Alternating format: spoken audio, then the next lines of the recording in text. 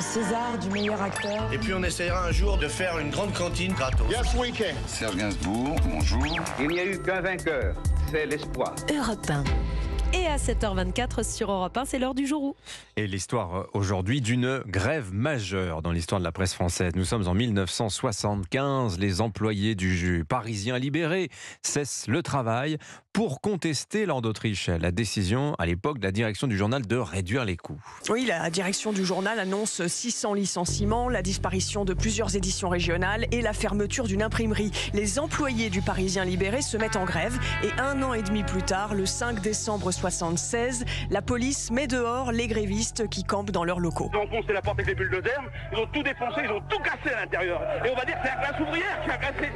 Ils ont tout défoncé. Ils ont même mis le feu à un moment. Nous n'avons jamais attaqué les forces de police. Nous nous battons pour des négociations pour retrouver notre emploi et c'est tout. Cette grève révèle aussi un malaise dans le milieu de la presse. Depuis le début des années 70, les grands quotidiens populaires déclinent, plusieurs disparaissent. Combat, Paris Jour, Le Populaire. La grève révèle aussi un monopole.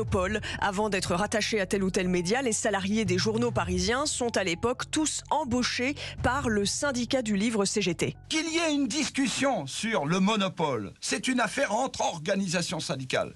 Mais qu'on se serve du conflit pour briser une grève, je trouve cela comme une trahison et un coup de poignard dans le dos qu'on donne à la classe ouvrière. C'est un joli nom, camarade.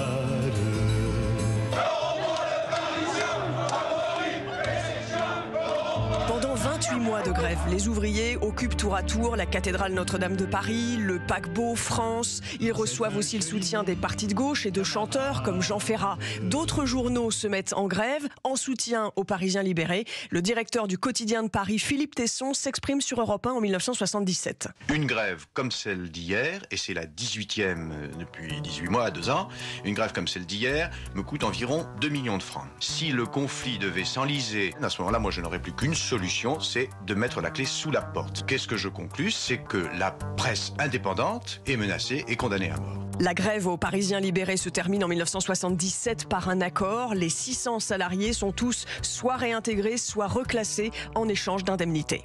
Merci Lord d'Autriche. Grève incroyable, hein. C'est ce qui s'appelle un peu scier la branche sur laquelle on est assis. Réalisation sonore Sébastien Guidi. Il est l'heure de jouer avec Europe 1.